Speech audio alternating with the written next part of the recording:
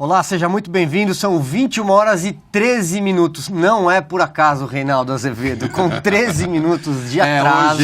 Hoje eu disse que o trânsito está meio ruim e tal, mas eu fiz questão de esperar até 21h13, uma homenagem aos companheiros, né? O partido está numa situação difícil, então a gente precisa dar uma mãozinha, né, Silvio? Muito bem. Reinaldo Azevedo, você quer começar o programa, então, por um giro pelas eleições? Podemos falar de Renan Calheiros e também das imagens da Bruna Marquezine. Ops, não. As imagens da Bruna Marquezine. Eu queria começar falando dessa menina aí, que eu gosto muito. Acho que começar com a eleição, né? Reinaldo, de um lado, a vitória cachapante de João Dória, mais de 3 milhões de votos no maior colégio eleitoral, uma vitória do governador Geraldo Alckmin, sobretudo, tirou um candidato da manga e fez dele o prefeito com o melhor desempenho da história das eleições. E do outro, a derrota cachapante do senhor ex-presidente Lula e do PT, sobretudo, que caiu das 631 prefeituras para 256, salvo engano. Exatamente, 256, vai disputar o segundo turno no Recife, vai perder, né? Vai disputar o segundo turno em Santo André, vai perder, vai disputar o segundo turno em Mauá, vai perder, né? Perdeu todo o ABC, o cinturão vermelho se desfez. Atenção, na eleição de 2012 o PT tinha conseguido tinha elegido, é o certo, tá? Com o verbo ter, não é tinha eleito. Que eu ouvi um colega de televisão falar tinha eleito. Não, tinha elegido. Tinha elegido 72 prefeituras, né? Que já era uma porcaria. Que isso é pouco mais de 10% dos 645 municípios. É nada, né? E dessa vez, em São Paulo, 7 prefeituras. 7 prefeituras. E eu, como sou um homem caipira do interior, então eu posso brincar com cidade do interior porque me sinto legitimado para fazer. Aliás, quem ganhou a eleição em Dois Córregos? Em Dois Córregos, quem ganhou foi PTB. Foi PTB. Mas eu me sinto legitimado para fazer, porque uma das cidades que o PT ganhou se chama Morro do Chapéu. Né? Acho que é Morro do Chapéu, deve ser isso. Que fica perto da Casa do Chapéu. Né? Foi essa brincadeirinha. Ganhou em 7 municípios, um deles era Araraquara, o Edinho Silva, que ficaram contentes, né? E só 1%, né? Pouco mais de 1% das cidades do estado de São Paulo, do estado mais rico da federação, do estado em que o PT nasceu. Perdeu em São Bernardo. O filho do Lula não conseguiu se eleger vereador em São Bernardo. Filho, na verdade, do primeiro casamento da Marisa, que ficou viúva, mas ele adotou o nome, ele tem Lula da Silva no sobrenome, e, portanto, quem leva Lula da Silva no sobrenome está querendo usar o prestígio do pai ou do padrasto para se eleger. E, portanto, não conseguiu se eleger. Eu tenho minhas dúvidas hoje se o Lula conseguiria se eleger vereador, né?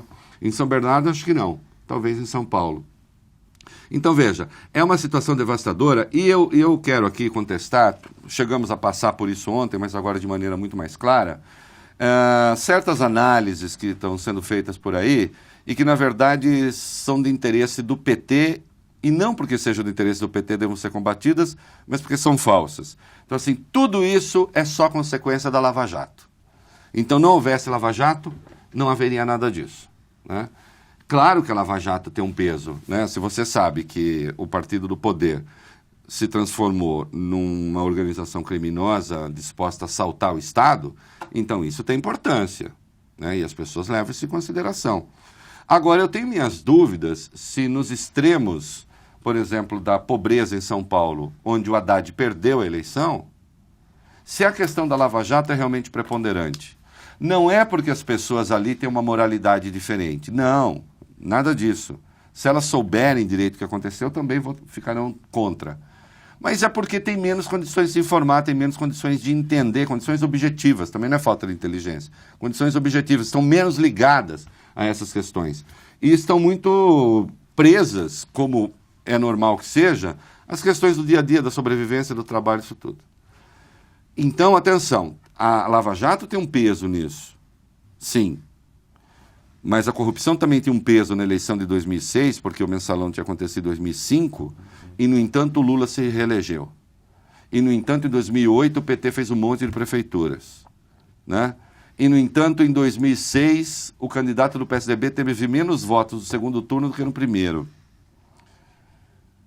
Só que a economia de 2006 era muito diferente da economia de 2016.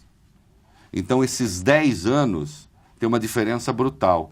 Há pelo menos 5 anos você tem um processo de corrosão dos ganhos que houve em decorrência do Plano Real e também ali de uma certa distribuição de renda que o PT empreendeu na economia. Uma distribuição que deve ser notada, e o nosso amigo Canzian fez isso direitinho na Folha de São Paulo, o jornalista Fernando Canzian, uma distribuição de renda que se deu muito em função do trabalho, da valorização do trabalho. Então, era, digamos, uma coisa em tese sustentável, não era dinheiro que só vinha das benesses de renda isso, renda aquilo. À medida que o padrão petista de economia e de gestão levou a sociedade brasileira para o desemprego, são 12 milhões de desempregados, para uma recessão de quase 4%, o que há é um empobrecimento da população e uma resposta nas urnas que está sendo dada ao PT. E note, quando essa resposta é de esquerda, também isso está me ocorrendo agora, né? Quando essa resposta é de esquerda, é a esquerda do próprio PT, que é o caso do Rio de Janeiro, tá certo? Com o Marcelo Freixo, né? Que é o caso de Belém. Tudo bem, o cara lá é um ex-petista, o Edmilson Rodrigues, mas de qualquer modo, é uma resposta sendo dada à esquerda, né? Até o PCdoB aumentou um pouquinho as suas prefeituras, acho que saiu de 50 alguma coisa para 81. Até o PCdoB cresceu um pouquinho. O PT, no entanto, emagreceu... De 51 para 80. De 51 para 80. O PT, no entanto, emagreceu, né, barbaramente, de 630 para 256, 59,6 de queda. Terceira força, né? Passou a ser a 10ª força, né? Terceira para 10ª, eu tô desolado. Quando me falaram isso hoje, e que a gente ganhou Morro do Chapéu, eu falei, ih, cacete, Morro do Chapéu. Levou em capitais só pequena Rio Branco. Só Rio Branco, né, que fica longe. Então, assim... Podia ser mais pertinho do triplex, do sítio. Eu tô bravo com o povo, viu? Dei tanta coisa de iogurte para eles, dei tudo e agora aí que eles falem comigo. Então, assim, a recusa é uma recusa... também é um padrão de gestão. Claro que a corrupção conta. Eu falo isso porque hoje na televisão eu vi alguns especialistas, aqueles especialistas que, como dizia uma professora minha de latim, a gloriosa Glória Novak, Maria da Glória Novak, da USP, ela tinha uma expressão boa que era gato escondido com o rabo de fora, né? Então, alguns analistas que são gato escondido com o rabo de fora, quer dizer, você olha e fala, ih, tem um gato ali, né? Porque o rabo não nega. Que são petistas, no fundo. São teóricos do PT. Então, uma delas dizia hoje que, claro, não fosse a Lava Jato, porque prenderam o Palocci justamente agora, na reta final e tal. Então, isso tem uma interferência. No fim das contas, eu faço como o Jorge Luiz Borges e leio também o que ela não diz, dizendo, ela está dizendo, não fosse a prisão do Palocci, não fosse a Lava Jato nos perseguir, gente que faz assim com o dedo merece o dedo cortado, mas vai lá, não fosse a Lava Jato nos perseguir, então teríamos um belo desempenho eleitoral. Duvido. Quem que endossa esse modelo? Quem está endossando esse modelo econômico? Quem que endossa a pobreza? Quem que endossa o desemprego? Quem que endossa a recessão? Quem que endossa os juros altos? Quem que endossa a inflação? Ora, não era a falta de corruptos que havia no PT em 2006, já estava assim, ou não? Aliás, essa também é uma frase boa. O PT se elegeu mesmo cheio de corrupto em 2006. 2010 também, 2014 também, ainda havia uma certa esperança. Não é? Então não vem me falar, gente, corrupto no PT nunca faltou. Aliás, cheio, como se, em 2 córregos assim, de corrupto. Em 2 córregos não, no PT. Não é? E, no entanto, o partido ia bem. Ia bem porque a economia ia bem. Ah, você está dizendo que se a economia vai bem, o povo se deixa corromper. Então, não, só estou dizendo que o povo faz um voto que também é pragmático. E é bom que faça, o povo precisa sobreviver também. Porque não pense também que seria ótimo ter um grande moralista no governo que fosse um desastre na economia. Assim, não, mas ele não rouba ninguém, e daí? Né? E daí? Então, nem uma coisa nem outra. Nem um ladrão eficiente e nem um moralista estúpido. Nem uma coisa nem outra. Tem que ter uma mistura dessas duas coisas. Né? Então, Nesse quesito, Reinaldo, a derrota do Fernando Haddad também tem um lado aí, né? Porque o Haddad era o homem novo, era né, o novo ponta de lança do PT, o pensador. E o Haddad tem uma coisa que eu acho curioso, ele não gosta do Reinaldo, esse Haddad não gosta, né? Mas eu não tenho nada contra o prefeito pessoalmente, até acho uma figura simpática, uma pessoa que pensa com lógica. Dentro da lógica que ele abraça, ele pensa com lógica. Eu falo isso porque há gente que pensa sem lógica, né? A Dilma, por exemplo. A Dilma é uma pessoa ilógica. As coisas que ela diz não fazem sentido, não tem coerência interna. O discurso do Haddad tem uma certa coerência interna. Uma certa não tem coerência interna. Agora, ele é o retrato da nova esquerda deslumbrada, né? Ele é o retrato da nova esquerda sem economia política e sem economia. Então, vamos ver. Eu batizei, ele ficou brabo com a expressão, mas eu batizei de ciclofascismo, né? Porque fazendo um trocadilho óbvio com ciclofascismo. Porque eu gostei mesmo de bicho grilismo New Age. O bicho grilismo. Então, assim, esse bicho grilismo New Age, né? Assim, a gente é pela bicicleta. Tá, eu também sou pela bicicleta. Aliás, tá aí uma coisa que eu sei fazer, andar de bicicleta, por incrível que pareça. Eu não sei dirigir, mas andar de bicicleta eu sei. Eu sou pela bicicleta.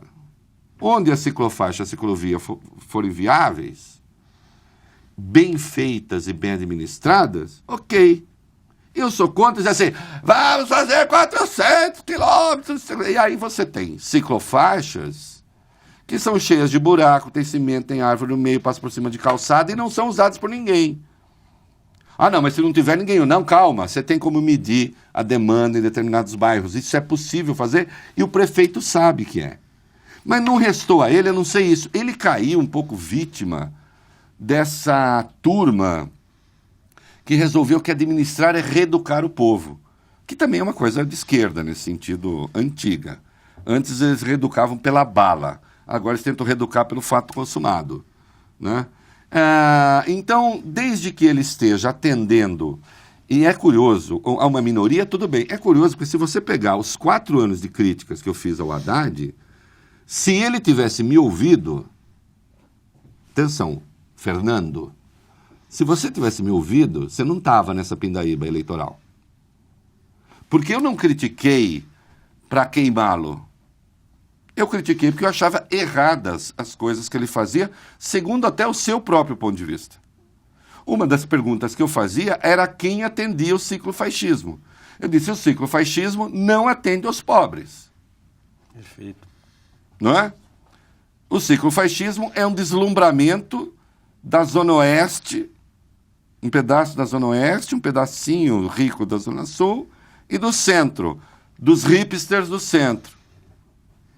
Aqueles moços barbudos, de camisa quadriculada, só falta dar um machado para eles darem uma de lenhadores, andando de bicicleta e fazendo cara de que viu a coisa. Viu o quê? Nada? Não viu. Né? Fica ali, reurbanizando a Santa Cecília, que eu acho ótimo. Por mim, tudo bem. Eu apenas estou dizendo, cadê o pobre na equação? Era uma pergunta que eu fazia para o Haddad também. Aliás, o Lula fazia essa pergunta. Mas quando você vai... O Haddad não ouve ninguém. Atenção, você tem estudos, né? Ele tem estudos demonstrando, mas também há estudos razoáveis demonstrando que o negócio que ele fez nas marginais só irritou as pessoas e não trouxe solução. E aí, então, alguém acenou para ele com uma coisa que me parecia um meio do caminho interessante. Vamos fazer o seguinte, tá bom, você quer manter durante o dia 50, 70 velocidade? Tá, até porque durante o dia não se anda muito mais do que isso mesmo ali. Impossível. Impossível, você anda muito menos, né?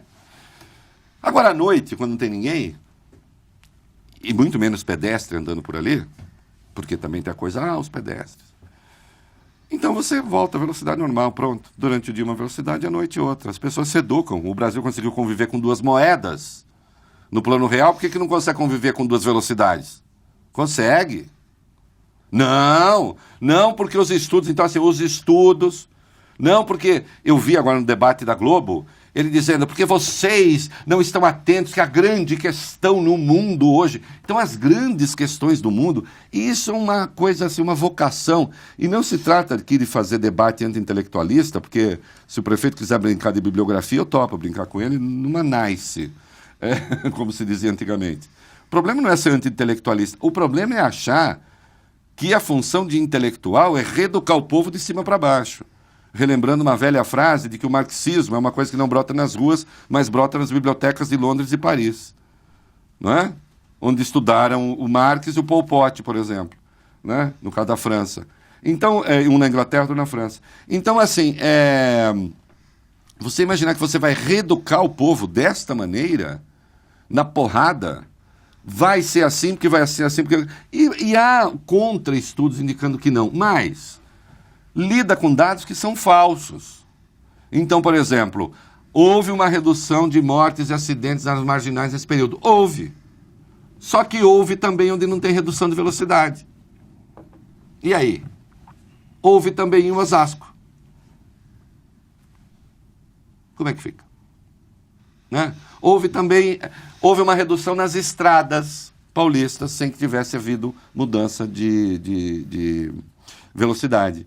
Portanto, houve uma mudança de padrão de direção, digamos assim. As campanhas educativas talvez tenham feito sucesso. E mais, há outro elemento ponderável e até agora imponderado.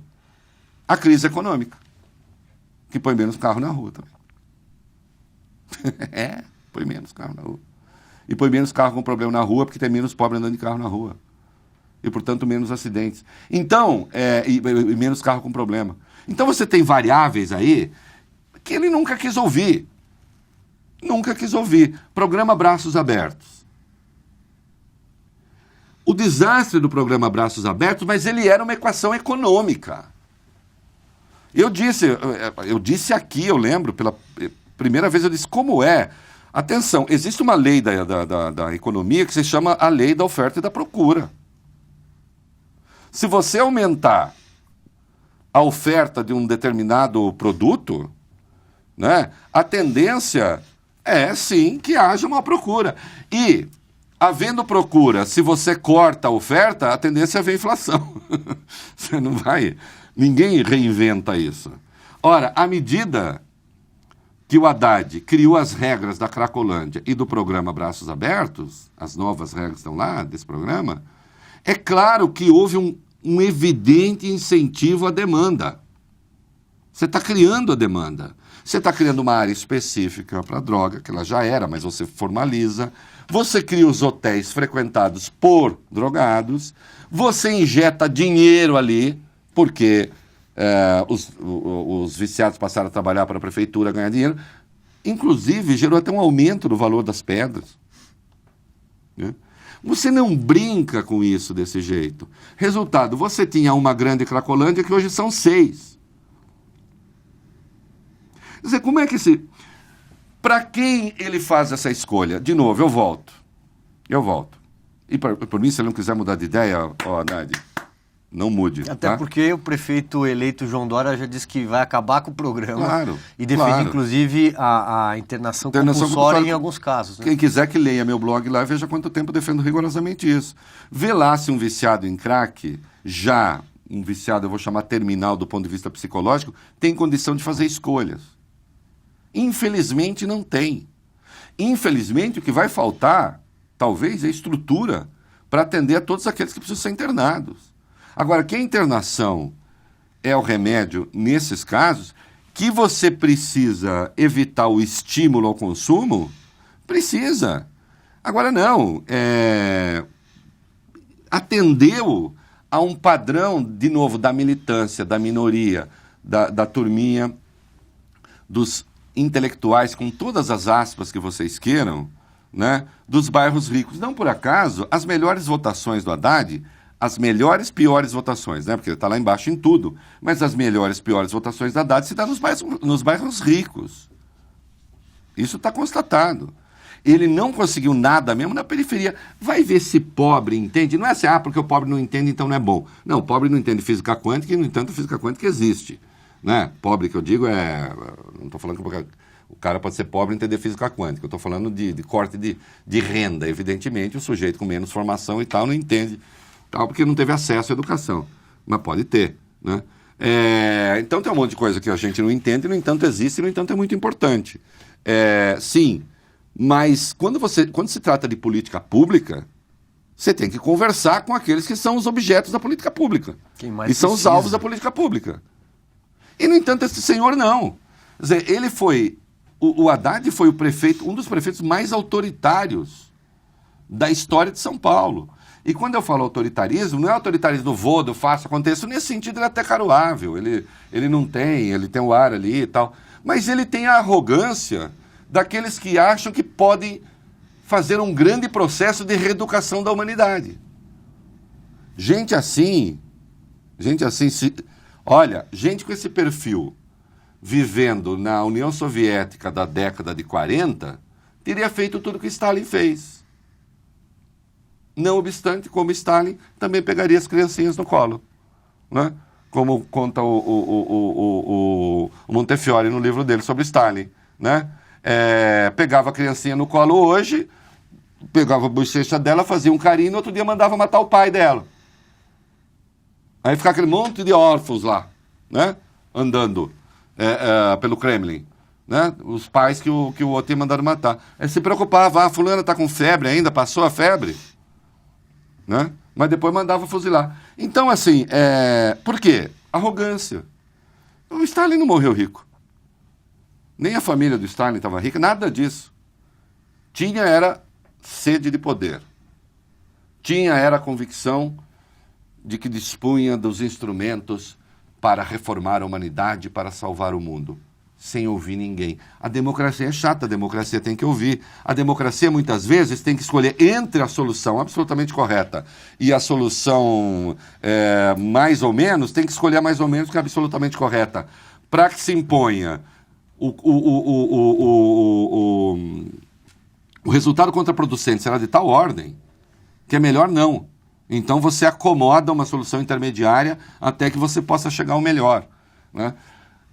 E isso é democracia, né? Ele entendeu mal, e o PT entendeu mal, e o PT tem entendido mal. Tudo, né? Daí que o outro grande derrotado... Nossa, não para de falar, né? O outro... Não, posso fazer uma pergunta sobre derrotados, Reinaldo Azevedo? Ontem a gente passeou ali por todas as capitais, falamos de quem perdeu e quem ganhou, falamos do Lula, do Alckmin... Eu perdi, né? Eu perdi. Você perdeu? Perdi muito. Absolutamente. Mas, eu li, tem um livro do Machado de conta... Assis que eu li, chama Helena. Leu? Li. Eu não li do Chico Buarque, é chato, mas esse do Machado eu li, Helena. E o personagem diz assim, perdi tudo, Padre Mestre. Eu perdi tudo, perdi tudo. Desculpa com essa digressão literária. Não sei o que é digressão, mas eu acho boa palavra. É verdade. Não adianta ficar bravo comigo, Petezada. Eu brinco. Sou feliz. Temos bom humor, né? É. Bom, Reinaldo, e até por conta do fechamento das urnas, a gente acabou não falando da rede, né? Da senhora Marina Silva ontem. E a rede fez 5 prefeituras. 5. Talvez faça a 6ª em Macapá. Sim. Né? Que parece que o candidato, o Clécio, é o favorito. Olha, é outro caso clássico. Né? Aliás, tem um manifesto aí da turma da Rede, que saiu da Rede, meio bravo com a Rede. É outro caso clássico de descolamento. O discurso se descola da realidade. De novo, se há uma pessoa que parece que tem a iluminação, é a Marina Silva. Veja, eu não discordo dos pressupostos gerais do que a Marina quer. Bom, você não quer também uma terra menos poluída? Você não quer menos... Todo mundo quer o bem, o belo e o justo. Aliás, se a gente partisse desse princípio, que os nossos adversários querem, a não ser aqueles que querem nos dominar, nos mandar para a cadeia.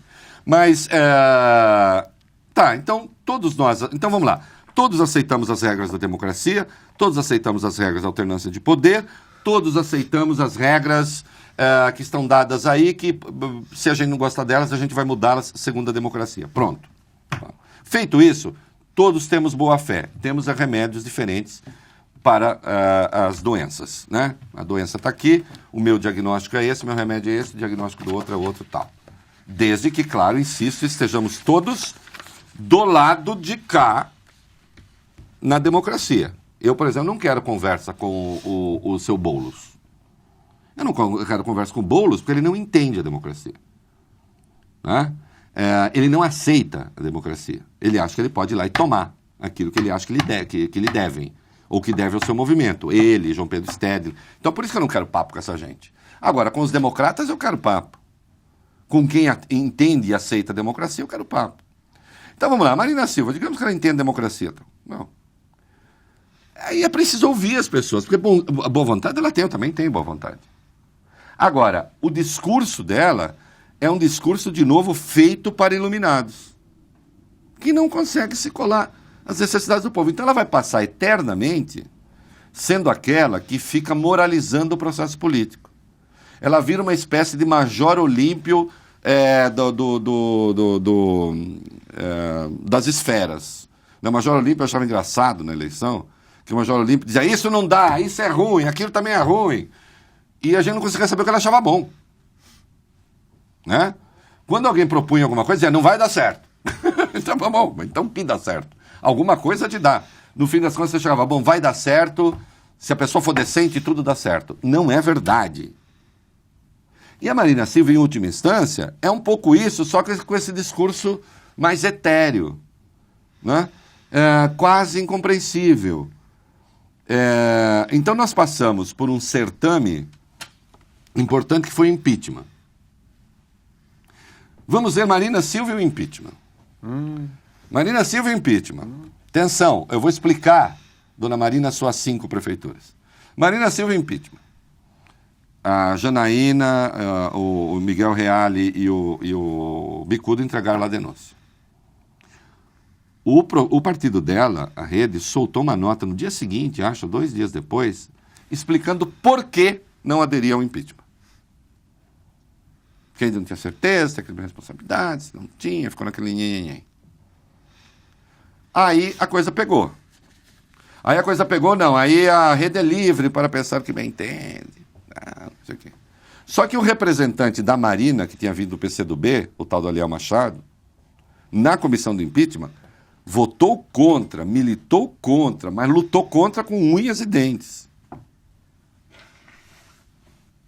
Marina Silva, a essa altura, já dizia que era favorável. Aí teve a votação na Câmara. O partido tinha 4 deputados. 2 votaram contra e 2 a favor. Deve ser isso que ela chama, como que é? Nem oposição, nem situação, mas uma nova posição. Isso tudo, assim, a Marina acha que tudo se resolve no trocadilho. Se ela fizer um bom trocadilho, está tudo resolvido. Né? E depois, finalmente, a coisa chegou ao Senado, onde o partido dela tem um representante, Randolfo Rodrigues, vindo do PSOL. De todos os militantes anti-impeachment, ninguém foi tão militante anti-impeachment como o Randolph. Né? Ora, tá aí. E a Marina dizendo, não obstante, não, eu sou a favor do impeachment, mas eu quero novas eleições. Não, mas novas eleições, que virou depois a tese da Dilma, elas são inconstitucionais, senhora. Então, tá aí. A população está dando uma resposta também. Né? Acho eu. Não é que está dando uma resposta... E atenção, quando eu falo resposta, Marina Silva, não é assim, já que você fez isso, então agora... Não, ela ficou ausente do debate. Ninguém se lembrou dela, ninguém se lembrou do partido dela. Os caras dela estavam longe dessa discussão. O Molon no Rio de Janeiro... Nossa. Né? O Molon no Rio de Janeiro, acho que foi o sensacionalista que fez uma brincadeira com eles, que disse que uma eleitora demorou 5 horas para votar porque ficou admirando a foto, né? Pouco mais de 40 mil Para votos. mim, um pouco é incompreensível, porque isso parte do pressuposto de que ele seja bonito. Não que eu não ache homem bonito, há homens que são bonitos. O Molon não faria o meu tipo, digamos assim, se fosse o caso de fazer. Acho estranho, mas cada um com o seu gosto. Né? Mas 43 mil votos. Agora, 43 mil votos, 1,43%, se não me engano, do eleitorado, isso é uma piada. Né? Isso é uma piada. Outro militante estridente anti-impeachment também. Né? Ele não serviu, atenção, a Jandira foi alvo do voto útil. Eleitores que eram da Jandira, né, da minha querida Jandira, o Jandirão, foram pro Freixo e fizeram o Freixo passar. Sim. Os eleitores da Jandira deram o Freixo no segundo turno. Né? Houve voto útil ali. Foi 2 pontos e pouco acima do Pedro Paulo. Agora, os eleitores do Molon nem precisaram fazer voto útil, porque ele nunca saiu de pouco mais de 1%. Né? Também descolado da realidade. Aí, minha filha... Aí, assim, mas agora, então, vamos lá. A Marina é um pouco descolada, pensando em desdobramentos. A Marina é um pouco descolada, isto é, a Marina como candidata à presidência tem uma certa faixa própria, tá certo? Aí ela vem, a diferente, não sei o que e tal. Imagina se consegue se eleger, governa com quem? Porque também eu gosto, assim, nós vamos governar, vai governar com o que tem aí, ó. A não ser que chame os seres lá do filme Avatar. Né? Aí baixa também aquela árvore da vida lá, fica todo mundo na mão em volta da árvore da vida, fica orando para as estrelas, né? Nessa coisa meio holística e intraduzível. Não, traz isso para o chão, pelo amor de Deus. Traz isso para a vida real das pessoas. Ofereça a resposta para a vida real das pessoas. Né? Que é uma coisa que a esquerda se esqueceu completamente. Graças a Deus eu não sou mais de esquerda. Se eu ainda fosse, eu ia ficar enlouquecido com essa gente. Eu não entendo. E ao que parece, o recado das urnas foi claro, né, Reinaldo? No sentido contrário, não há mais... De uma clareza absoluta, de uma clareza solar, né? Para quem quiser compreender. Né? Uma das coisas que morreram, né? Das coisas que morreram, esta é uma, foi o Fora Temer. Que Fora Temer? Pois é. Cadê o Fora Temer? Atenção. Então a eleição foi dentro do Temer? Não, ela nem tocou nisso. Se o eleitorado achasse o Fora Temer importante, teria votado em massa no PT. Tá certo? E não votou. Porque o PT abraçou o Fora Temer. O PT abraçou o golpe, eu não sei onde. Atenção, a esquerda nunca levou uma surra desse tamanho. Não se engane não, o fato de estarem com Freixo no segundo turno, olha, 23,6% foi o tamanho do eleitorado de esquerda no Rio de Janeiro. O resto foi eleitorado conservador. Então não pense que... Cadê? Mas pode até ganhar agora, porque vai ter negócio contra o Crivella, porque o Crivella é da igreja. Sim, essa possibilidade existe. Mas isso significa que é o Fora Temer que vai ganhar no Rio de Janeiro? Uma ova. Ganhou amplamente, isto não tem importância. Quando eu digo só que não é o dentro do Temer, porque como isso não estava em votação, agora não estava em votação pelos conservadores, pelos democratas, pelos centristas. Os esquerdistas estavam ali com essa tese. Eles estavam com Fora Temer o tempo todo. Eles tentaram se agarrar nisso. E quebraram a cara. Mas é um vexame como nunca houve. Né? Há muito tempo. Né? O PT é o pior desempenho em 20 anos. Desde que o PT é um partido grande, imagina, atenção, assim como ninguém esperava que nem os que não são petistas esperavam que o Dória tivesse esse desempenho que teve, né? Uma semana antes a gente sabe, a campanha estava dizendo, olha, parece que pode dar primeiro turno, o Silvio sabia disso, eu sabia disso. Na quinta-feira, para amanhecer sexta, eu cheguei a escrever no blog, porque era muito forte as evidências. Mas a gente sempre trata trekking com cuidado, porque a gente sabe que o partido quer vender ali seu peixe. Né? Tem hora que se a gente for publicar trekking de partido, está todo mundo ganhando. Né? Como diria Dilma, ninguém vai ganhar nem perder, vai todo mundo perder, vai todo mundo ganhar. Né? A gente sabia, mas com 54% praticamente... É muita coisa. Mais de 3 milhões de votos.